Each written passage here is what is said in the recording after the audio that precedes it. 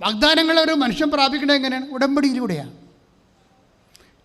പല അനുഗ്രഹങ്ങളും ഉടമ്പടി ഇല്ലാതെ പ്രാർത്ഥിച്ചിട്ട് എന്തുകൊണ്ട് ലാഗ് ചെയ്യുകയോ അനുഭവിക്കാൻ യോഗ്യതയില്ലാതെ ചെയ്യണത് സാധാരണ അത് സിംഗിൾ പ്രയറിൻ്റെ സബ്ജക്റ്റായിട്ട് മാറ്റിയിട്ടാണ്.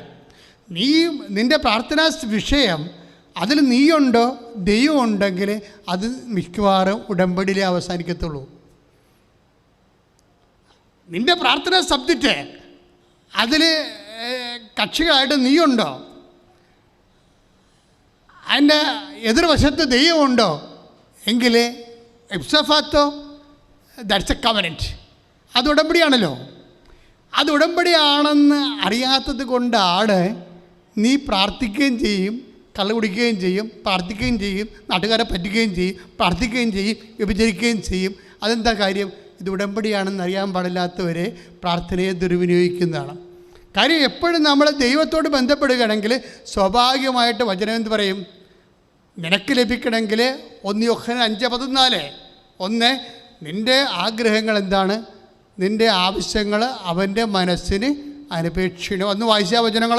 അവൻ്റെ ഇഷ്ടത്തിനനുസൃതമായി എന്തെങ്കിലും നാം ചോദിച്ചാൽ അവിടുന്ന് നമ്മുടെ പ്രാർത്ഥന കേൾക്കും എന്നതാണ് നമുക്ക് അവനിലുള്ള ഉറപ്പ്. അപ്പം പ്രാർത്ഥന കേൾക്കുമെന്നുള്ളത് നമുക്ക് ആരിലുള്ള ഉറപ്പാണ്? യേശുവിലുള്ള ഉറപ്പാണ്. കാര്യം എന്താണ്? യേശുവിലുള്ള ഉറപ്പാണ്. കാര്യം യേശു തന്നെ യോഹന്നാന്റെ സുവിശേഷം 14:14 സ്തുതിക്കട്ടെ ഹല്ലേലൂയ.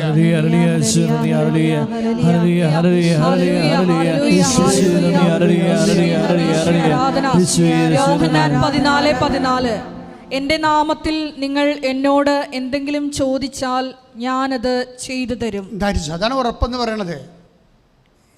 എന്നിട്ട് പറഞ്ഞ എൻ്റെ നാമത്തിൽ നിങ്ങൾ എന്തെങ്കിലും എന്നോട് ചോദിച്ചാൽ ഞാനത് ചെയ്തു തരും. അപ്പോഴ് സ്വാഭാവികമായി യേശുവിലെ നമ്മൾക്ക് കിട്ടിയിരിക്കുന്ന ഒരു വാഗ്ദാനമാണത്. അതും വാഗ്ദാനമാണ്. ഞാനത് ചെയ്തു തരുമെന്നുള്ളത് ഇറ്റ്സ് എ പ്രോമിസ്. എന്തുകൊണ്ടാണ് വാഗ്ദാനങ്ങൾ ഉണ്ടാകണത്? എന്തുകൊണ്ടാണ് ദൈവം വാഗ്ദാനം നമുക്ക് നൽകണത്? ഒരു പ്രാർത്ഥന കേൾക്കുന്നുണ്ടെങ്കിൽ ഇതിനെക്കുറിച്ച് വ്യക്തമായ ധാരണ നമുക്കുണ്ടാകണം. ഇപ്പോൾ യാക്കോബിൻ്റെ ലേഖനത്തിൽ 2:5 വാഗ്ദാനം എന്തുകൊണ്ടാണ് തരണമെന്ന് പറയുന്നുണ്ട്. യാക്കോബ് 2:5 ശ്രുതിക്കട്ടെ ഹല്ലേലൂയ. എൻ്റെ പ്രിയ സഹോദരരെ ശ്രവിക്കുവിൻ, എൻ്റെ പ്രിയ സഹോദരങ്ങളെ ശ്രവിക്കുവിൻ. തന്നെ സ്നേഹിക്കുന്നവർക്ക് വാഗ്ദാനം ചെയ്ത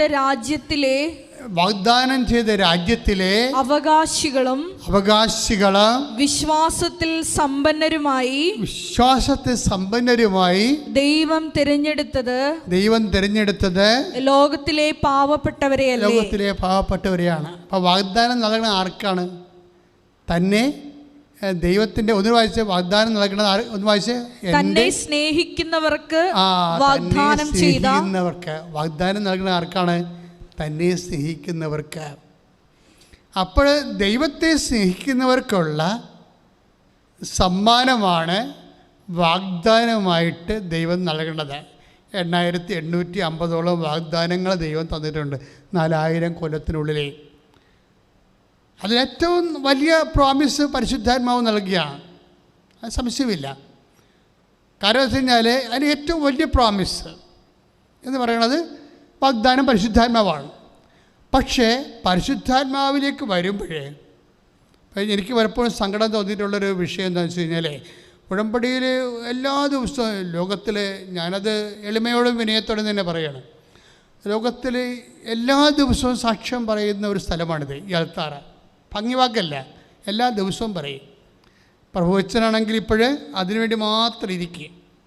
രാവിലെ 10 മണി തൊട്ട് വൈകുന്നേരം 5 മണി വരെ ആൾക്കാർ കൊണ്ടുവരുന്ന സാക്ഷ്യങ്ങളെ പരിശോധിച്ച് അതിൻ്റെ ഉടമ്പടി കണ്ടൻറ്റുള്ള തിരഞ്ഞെടുത്തിട്ട് അത് എക്സ്പ്ലെയിൻ ചെയ്യും ആളോട് പറയാം. അപ്പോൾ എല്ലാ ദിവസവും സാക്ഷ്യങ്ങളുണ്ട്. ഈ സാക്ഷ്യങ്ങളൊക്കെ വരുമ്പോഴുണ്ടാകുന്ന എനിക്ക് വരുന്നൊരു സങ്കടമുണ്ട്.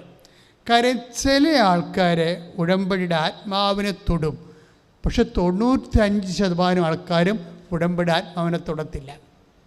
കാര്യം അവർ അനുഗ്രഹത്തിനെ കുറിച്ച് മാത്രമേ പറയത്തുള്ളൂ. ചില അനുഗ്രഹത്തെക്കുറിച്ച് മാത്രമേ പറയൂ. കാര്യം ഉടമ്പടിയിലൂടെ നമുക്ക് 2 ദൈവാനുകൂല്യങ്ങളാണ് കിട്ടണത്. വാഗ്ദാനങ്ങളിലൂടെ 2 ദൈവാനുകൂല്യങ്ങളാണ് കിട്ടണത്. എന്താണ്? ഒന്ന് അനുഗ്രഹം, ദാറ്റ് മീൻസ് ഫിസിക്കൽ ഫേവേഴ്സ്, ഭൗതിക ആനുകൂല്യങ്ങൾ. അത് ജോലിയാകാം, വീടാകാം, വിവാഹമാകാം. കഴിഞ്ഞ ദിവസങ്ങളിൽ രമണി എന്നും പറഞ്ഞ സഹോദരി അടിപൊളി സാക്ഷിയാണ്. രമണിയുടെ സാക്ഷ്യം എന്ന് വെച്ച് കഴിഞ്ഞാൽ ഇടുക്കി കരുതിയാണ് നല്ല സാക്ഷ്യം. 10-30,000 പേര് സാക്ഷ്യം കണ്ടു. അവരുടെ സാക്ഷ്യം എന്ന് പറയുന്നത് ഒരു അക്രൈസ്തവ സഹോദരിയാണ്. പക്ഷേ അവരുടെ ആ എക്സിക്യൂഷൻ ഭയങ്കരമാണ്. അവരുടെ പ്രശ്നം വെച്ച് കഴിഞ്ഞാൽ അവർക്ക് വഴിയില്ല, വർഷങ്ങളായിട്ട് വഴിയില്ല. അവർ പല വീടുകളുടെയും വാതിൽക്കൽ കൂടിയാണ് അവരുടെ വീട്ടിലോട്ട് പോണത്. പക്ഷേ ആ വീട്ടുകാർ ഒക്കെ ഇവരോട് താല്പര്യമുള്ളത് കൊണ്ട് അവർ നടക്കാൻ അനുവദിക്കും, ചിലർ വണ്ടി കൊണ്ടുപോകാനും അനുവദിക്കും. പക്ഷേ ഇപ്പോൾ ഒരു പ്രശ്നം അവർക്കുണ്ടായി. എന്താ പ്രശ്നം വെച്ച് കഴിഞ്ഞാൽ അവർ വീട് വെച്ചപ്പോൾ കടമായിപ്പോയി, ലോൺ എടുത്തപ്പോഴേ കടമായിപ്പോയി. ലോൺ തിരിച്ചടക്കാൻ പറ്റാതെ വരികയോ അങ്ങനെ വീട് വിൽക്കേണ്ട ഒരവസ്ഥ വന്ന്. പക്ഷേ ഈ വഴിയില്ലാത്ത വീടാണത്.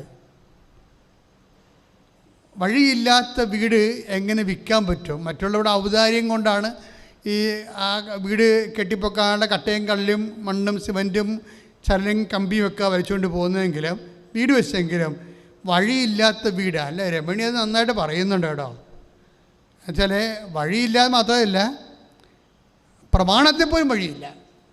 അതാണ് ഏറ്റവും വലിയ സംഭവം. പ്രമാണത്തെ വഴിയില്ലാത്തൊക്കെ അവസ്ഥ വന്നു കഴിഞ്ഞാൽ വിൽക്കാനും പറ്റുകയില്ല, കൊടുക്കാനും പറ്റത്തില്ല, നടക്കാനും പറ്റത്തില്ല, ജീവിക്കാനും പറ്റത്തില്ല, ആകപ്പാട് പ്രശ്നം.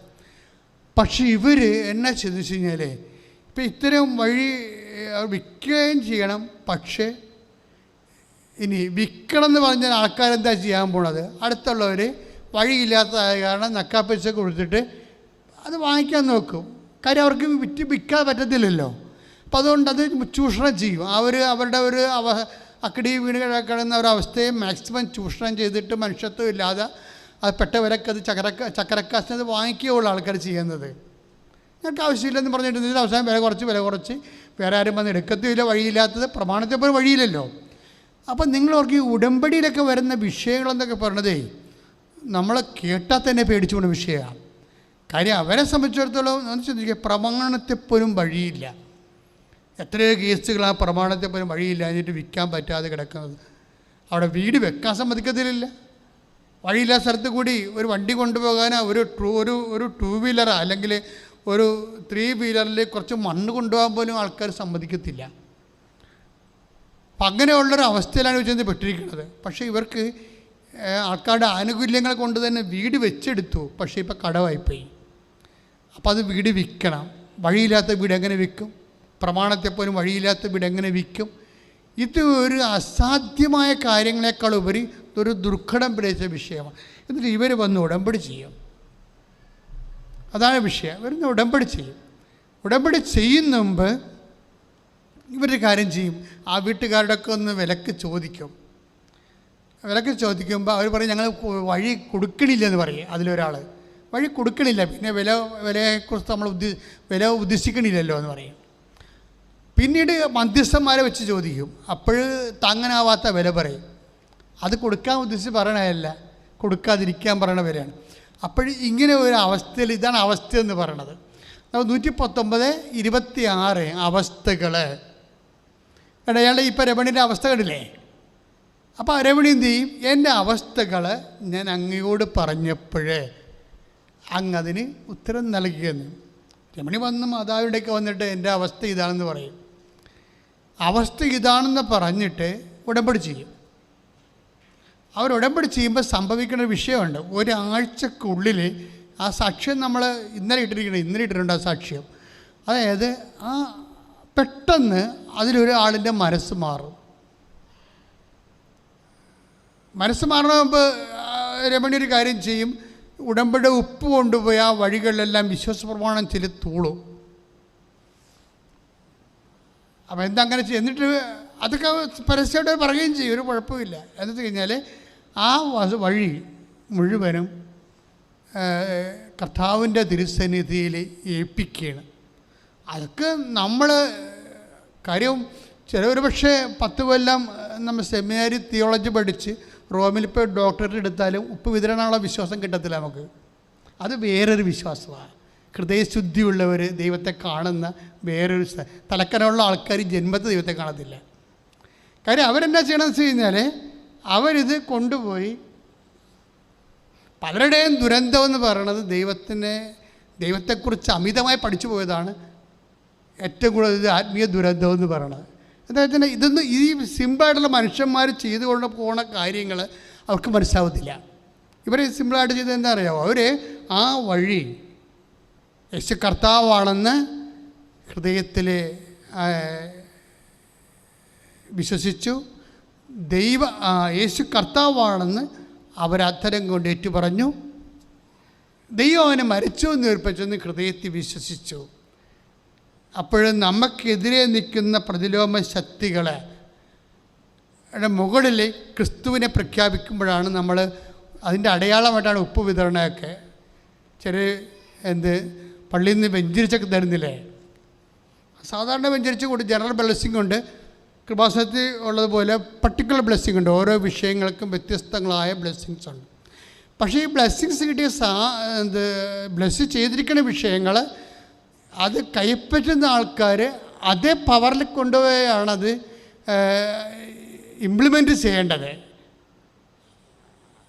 അവരും ഇതുപോലെ, അതാണ് രമണി പറഞ്ഞത്, ഞാൻ വിശ്വാസ പ്രമാണം പഠിച്ചു, ആണ് ഉപ്പ്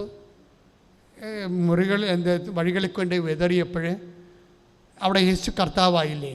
ബാക്കി ഉണ്ടാകുന്ന എല്ലാ ശക്തികളും അപ്പം നിർവീര്യമാകും. അപ്പോൾ ഈ മനുഷ്യൻ്റെ മനസ്സ് മാറിയിട്ട് അവിടുത്തെ നിങ്ങൾക്ക് ഞാൻ വഴി തരാമെന്ന് പറയും. അതെങ്ങനെ? 11 അടി വഴിയുള്ള 10 സെൻറ്റ് വഴിയാണ് കൊടുക്കണത്. 10 സെൻറ്റ് വഴി ഒന്ന് ചിന്തിച്ച് നോക്കിക്കേ. ഒരു പക്ഷേ ഈ ആഴ്ചത്തെ ഏറ്റവും ടോപ്പ് സാക്ഷ്യവതം 10 സെൻറ്റ് വഴി. ഇത്രയോ വർഷം പ്രമാണത്തിൽ പോലും വഴിയില്ലാതെ കിടന്നൊരു സഹോദരിക്ക് 10 സെൻറ്റ് വഴി ചുരുങ്ങിയ, അവർ വേണ്ടത് എനിക്കത് വിശ്വസിക്കാൻ പറ്റിയിരുന്നതാണ്. കാര്യം ആ ചേട്ടൻ വളരെ ചുരുങ്ങിയ വിലക്കാണത് കൊടുക്കണം. വളരെ ചുരുങ്ങിയ വിലക്ക് ആ വഴി മുഴുവൻ കൊടുക്കണത്.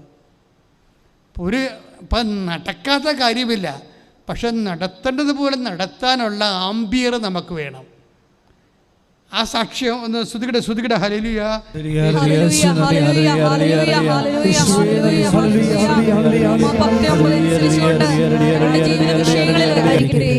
രമണി ബാബു എന്ന ചേച്ചിയുടെ യഥാർത്ഥ പേര്. ഇത് ഞാൻ ഇങ്ങനെ പറഞ്ഞതെന്ന് വെച്ച് കഴിഞ്ഞാൽ എത്ര സിമ്പിളായിട്ടാണ് വളരെ കോംപ്ലിക്കേറ്റഡ് ആയിട്ടുള്ള വിഷയങ്ങൾ മനുഷ്യന്മാർ മാതാവിൻ്റെ മധ്യസ്ഥതയിൽ ചെയ്യണത്. കാര്യം എന്താണ്? ഇതെല്ലാം പ്രോമിസിലുള്ളതാണ്, ഇതെല്ലാം വാഗ്ദാനങ്ങളിലുള്ളതാണ്. നമ്മൾ യാക്കോബ് 2:5 വായിച്ചതുപോലെ ദൈവം നമ്മളെ സ്നേഹിക്കുന്ന കൊണ്ടാണ് ഈ വിഷയത്തിലെല്ലാം വാഗ്ദാനങ്ങൾ നൽകിയിരിക്കുന്നത്. ഇനി നമ്മുടെ മുമ്പിലുള്ള ഒരു ഹോംവർക്ക് എന്താ? വാഗ്ദാനങ്ങളെ നമ്മൾ പ്രാപിക്കണം. വാഗ്ദാനങ്ങളെ നമ്മൾ പ്രാപിക്കണം. അതാണ് നമ്മുടെ മുമ്പിലുള്ള ഹോംവർക്ക്. ഈ വാഗ്ദാനങ്ങളെ പ്രാപിക്കാനാണ് ഉടമ്പടിയുടെ സ്പേസ്. അതായത് ഈ വാഗ്ദാനങ്ങളെ പ്രാപിക്കാൻ നമുക്ക് വിശ്വസിക്കാം, ദൈവത്തെ സ്നേഹിക്കാം. വിശ്വാസം, സ്നേഹം, പോരായ്മ, പ്രത്യാശ. ഇപ്പം ഹെബ്രായ ലേഖനം 10:23 ശ്രുതികട ഹല്ലേലൂയ.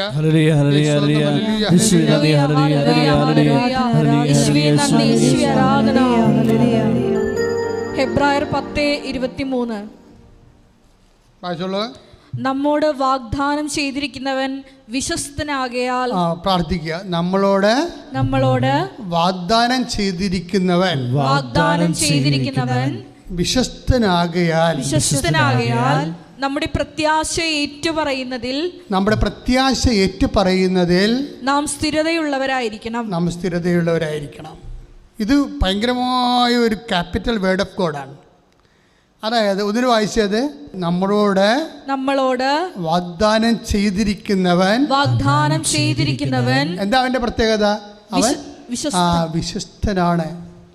അതാണ് ഉറപ്പെന്ന് പറഞ്ഞില്ലേ. ഇപ്പോൾ 1 യോഹന്നാൻ 5:14 നമ്മൾ വായിച്ചില്ലേ, എന്താണ്? അവൻ്റെ നാമത്തിൽ നമ്മൾ ചോദിച്ചാൽ നമുക്കത് ലഭിക്കുമെന്നുള്ളതാണ് അവനിലുള്ള നമ്മുടെ ഉറപ്പ്. ഈ ഉറപ്പ് എന്തിൻ്റെ അടിസ്ഥാനത്തിലാണ്? നമുക്ക് ദൈവത്തിൽ ഉറപ്പുണ്ട്. എന്തിൻ്റെ അടിസ്ഥാനമാണത്? അത് വിശ്വസ്തതയുള്ളത് കൊണ്ടാണ്. ദൈവത്തിന് വിശ്വസ്തതയാണ് നമ്മുടെ ഉറപ്പ്. അതാണ് ഹെബ്രായർ 10:23 പറയണത്. ഒന്നിനു വായിച്ചല്ലോ. നമ്മോട് വാഗ്ദാനം ചെയ്തിരിക്കുന്നവൻ വിശ്വസ്തനാകയാൽ നമ്മുടെ പ്രത്യാശ ഏറ്റുപറയുന്നതിൽ നാം സ്ഥിരതയുള്ളവരായിരിക്കണം. ഇപ്പം ഈ ഉപ്പ് കൊണ്ടുപോയി ആ കിട്ടാത്ത വഴി, പ്രമാണത്തിൽ പോലും ഇല്ലാത്ത വഴികളിൽ കൊണ്ട് തളിച്ചെന്ന് പറയുന്നത് എന്താണ്? പ്രത്യാശ ഏറ്റുപറച്ചിലാണ്. അതാണ് നമ്മുടെ പ്രത്യാശ ഏറ്റുപറയുകയാണ്. അല്ല നിങ്ങളോർക്കും ഇത് കണിയാനം കൂടത്തിറപ്പാരം ചെയ്യണ പോലുള്ള പരിപാടിയാണല്ലോ. അങ്ങനെയല്ല. കൃപാസനത്തിൽ എന്തെങ്കിലും പറഞ്ഞു കൊടുത്താൽ അതിന് ബിബ്ലിക്കലായിട്ടുള്ള ഒരു കൊണോട്ടേഷൻ ഉണ്ടാകും, ഒരു ബിബ്ലിക്കൽ ഹിസ്റ്ററി ഉണ്ടാകും, ബിബ്ലിക്കൽ ഇംപ്ലിമെൻറ്റേഷൻ പെൻത്തേഡ് ഉണ്ടാകും, എല്ലാ സാധനവും ഉണ്ടാകും. ഇതെന്താണ്?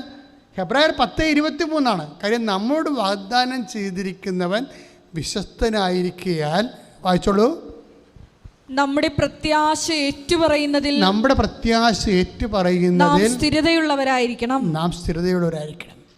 അപ്പം നമ്മുടെ പ്രത്യാശ നമ്മൾ ഏറ്റുപറയുകയാണ്. ഏറ്റുപറയുന്ന വിധം ചിലർ ഉപ്പ് വെഞ്ചരിച്ച് ആ സ്ഥലത്തിടും, കർത്താവിന് വേണ്ടി സമർപ്പിക്കും. അത് ഏറ്റുപറച്ചിലാണ്. ചില ആൾക്കാർ കുരിശു രൂപം അല്ലെങ്കിൽ കുഞ്ഞു കാശ് രൂപം വിശ്വപ്രമാണം ചൊല്ലി ആ സ്ഥലത്ത് കൊണ്ട് സ്ഥാപിക്കും. അത് ഏറ്റുപറച്ചിലാണ്. ഇതെല്ലാം സംഭവിക്കുന്നത് എന്താണ്? പ്രത്യാശ ഏറ്റുപറയുകയാണ്. നമുക്കുള്ള പ്രത്യാശ നമ്മൾ ഏറ്റുപറയുകയാണ്. അത് ഏറ്റുപറയുന്നതിന് പറയുമ്പോൾ നമുക്കറിയാമല്ല, ഏറ്റുപറയുകയും ചെയ്യും, പറയുന്നതിന് പകരം പറയുന്നതിൻ്റെ ഭാഗമായിട്ട് നമ്മൾ ചെയ്യുകയും ചെയ്യും. ചില കാര്യങ്ങൾ നമ്മൾ ചെയ്യും. ഇതുപോലെ ചില അടയാളങ്ങൾ നമ്മൾ കർത്താവിൻ്റെ യേശു കർത്താവാണെന്നുള്ള വിശ്വാസത്യം മനസ്സിൽ സൂക്ഷിച്ചുകൊണ്ട് നമ്മൾ പ്രഖ്യാപിക്കും. ഇതൊക്കെ ഉള്ള നിശബ്ദമായിട്ടും പ്രാർത്ഥനാപരമായിട്ടും ഇതെല്ലാം എക്സ്പ്രഷൻസാണ്. ഇപ്പം നമ്മൾ മുട്ടേന്നിക്കണത് എന്തുകൊണ്ടാണ്? അത് എക്സ്പ്രഷനാണ്. നമ്മൾ മുട്ടേന്ന് പ്രാർത്ഥിക്കത്തില്ലേ, ഇരുന്ന് പ്രാർത്ഥിച്ച് ദൈവം കേൾക്കത്തില്ലേ? എല്ലാം എക്സ്പ്രഷൻസാണ്. ചില ആൾക്കാർ പറഞ്ഞില്ലേ, പള്ളി പോകണമാണ്, വീട്ടിൽ തന്നെ ഇരുന്ന ദൈവം വീട്ടിലുണ്ടാകുമെന്ന് പറയും. പക്ഷേ ഒരു തീർത്ഥയാത്ര നടത്തണം എന്താണ്? എക്സ്പ്രഷൻസാണ്. ഫെയ്ത്ത് എപ്പോഴും എക്സ്പ്രഷനിലൂടെയാണ് കമ്മ്യൂണിക്കേറ്റ് ചെയ്യപ്പെടുന്നത്. It is very simple. നമ്മുടെ വിശ്വാസമില്ലേ, ആ വിശ്വാസം ഏറ്റുപറയണ, പ്രത്യാശ ഏറ്റുപറയുന്നെന്ന് പറയുന്നതെല്ലാം ഇതുപോലെ അതിൻ്റെ അകത്ത് എപ്പോഴും പ്രകടനാത്മകത ഉണ്ട്. വിശ്വാസത്തിൻ്റെ അകത്തെല്ലാം ഒരു പ്രകടനാത്മകതയുണ്ട്. ഇപ്പം മനുഷ്യരുടെ മുമ്പിൽ എന്നെ ഏറ്റുപറയുന്നവന് അതിനകത്ത് പ്രകടനാത്മകതയില്ലേ? സ്വർഗ്ഗസ്ഥനായ പിതാവിൻ്റെ മുമ്പിൽ ഞാനും ഏറ്റുപറയും. വിശ്വാസം നമുക്ക് രഹസ്യമായിട്ട് പ്രകടിപ്പിക്കാൻ പറ്റത്തില്ല. അത് മനുഷ്യ സമക്ഷം ഏറ്റുപറയാനുള്ളതാണ്. 10:32 നമ്മൾ എപ്പോഴും വായിക്കുന്ന യോഹന്നാൻ്റെ മത്തായിയുടെ സുവിശേഷത്തിലെ അതായത് എപ്പോഴെല്ലാം വിശ്വാസം ഏറ്റുപറയാൻ നിനക്കൊരവസരം കിട്ടുന്നുണ്ടോ അതനുസരിച്ച് നിൻ്റെ ആവശ്യത്തിനൊപ്പം പ്രത്യാശയോടുകൂടി നീ ദൈവത്തിൽ വളരണം. അത് നമ്മൾ ഏറ്റവും കൂടുതൽ സഹായിക്കുന്നതാണ് ഉടമ്പടി എന്ന് പറയുന്നത്. എപ്പോഴും നീ ഓർക്കണം, എന്താണ്, നീ എന്ത് പ്രാർത്ഥിച്ചാലും ഈ പ്രാർത്ഥനയ്ക്ക് ഉള്ള ഉറപ്പെന്ന് പറയണത് അവൻ മനുഷ്യരാശിയോട് ചെയ്തിട്ടുള്ള വാഗ്ദാനങ്ങളിലെ ഏതെങ്കിലും ഒന്നിലായിരിക്കും നീ പ്രാർത്ഥിക്കുന്നത്. അവൻ 2800ഓളം വാഗ്ദാനങ്ങൾ അവൻ മനുഷ്യരാശിയോട് ചെയ്തിട്ടില്ലേ? നീ ജോലിക്ക് പ്രാർത്ഥിക്കുന്നു, വീടിന് പ്രാർത്ഥിക്കുന്നു, ട്രാൻസ്ഫർ പ്രാർത്ഥിക്കുന്നു, വീട് വിൽക്കാൻ പ്രാർത്ഥിക്കുന്നു, കുഞ്ഞുങ്ങൾ ഉണ്ടാകാൻ വേണ്ടി പ്രാർത്ഥിക്കുന്നു, കുഞ്ഞുങ്ങളുടെ പഠനത്തിന് വേണ്ടി പ്രാർത്ഥിക്കുന്നു, വിജയത്തിന് വേണ്ടി പ്രാർത്ഥിക്കുന്നു. എന്തിനു വേണ്ടി പ്രാർത്ഥിച്ചാലും അവൻ നമുക്ക് നൽകിയിട്ടുള്ള വാഗ്ദാനത്തിൻ്റെ 2800 വാഗ്ദാനത്തിൻ്റെ ഏതെങ്കിലും ഒന്നിലായിരിക്കും നീ പ്രാർത്ഥിക്കണത്.